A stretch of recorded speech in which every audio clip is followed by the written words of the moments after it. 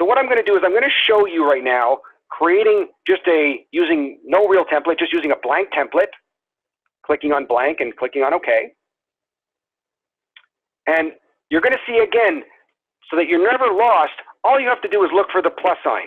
That's where it tells you that you need to do something. So I'm going to click on the plus sign right in the middle, and it's going to show you, what do you want to do? Do you want to create a list report? Do you want to create a crosstab? Do you want to create a visualization? Right now, we're going to focus on the crosstab.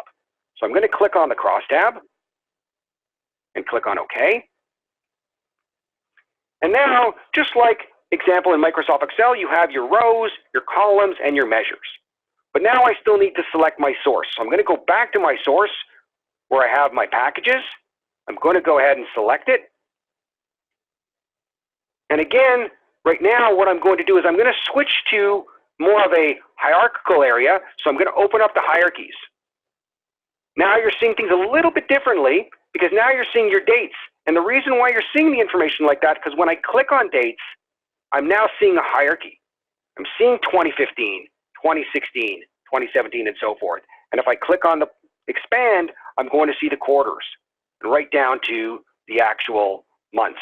The same thing is happening in some of the other dimensions as well. So if I look at customer geographies as an example, I can see I have the United States. I can click on that, and I can see all the states that are there. So it's providing full context. The next thing that I'm going to do is I'm going to switch myself from page design mode right over to preview mode. So this way, when I'm bringing information into my report, it's going to show automatically the information that I want to see.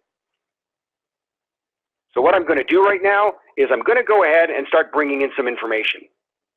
So I'm going to go ahead and select my dates that I want. So for example, I'm going to take in my years, and I'm just going to drag and drop them. And the way I selected them, for context, I just went ahead and I just control-clicked the ones that I wanted, and I just dragged them into the columns area. And you can see I've got my years that are showing up. The next thing that I want to do is I'm going to go ahead and I want to focus just on the United States. So I can say, okay, I'm just going to bring in United States. Looking at that, I have my information. The one thing that's missing is my measures. So I'm going to go ahead into my measures that I've got for sales credits, all the ones that are there. I go ahead and take my net sales and I just drag it into the area of measures. And now you can see I only have data for 2016 and 2017, and I'm seeing it for the United States.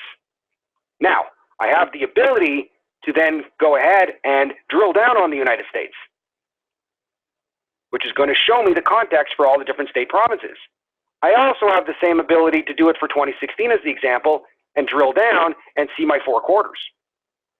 And if I ever do something that I don't like, I always have my best friend, which is undo, and it just undoes everything that I just did.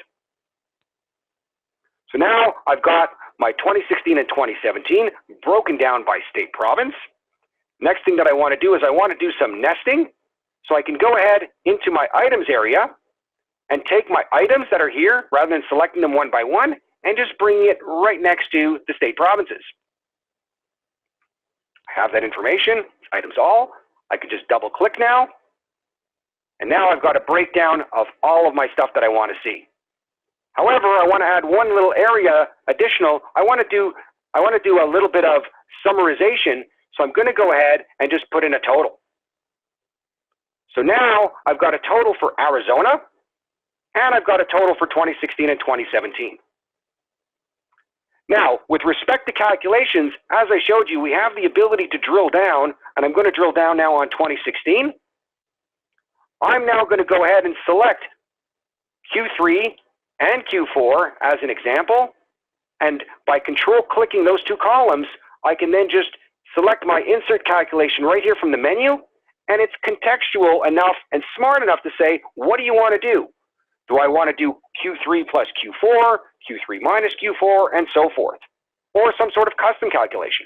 I'm just going to do Q3 plus Q4. It's going to go ahead and add that calculation. I can then click on that calculation and say, I want to just edit that label so that it's called second half. And I've got my calculation there. And I can just scroll down to see the other information for all the different state and provinces and so forth.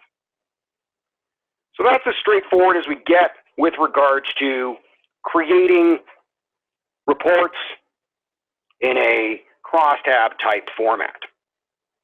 The next thing that I want to show you is how we work with reports that have already been pre-created for you. How you can work with this, how you can ask this, how you can go about looking at the information. Thank you so much and have yourself a very good afternoon.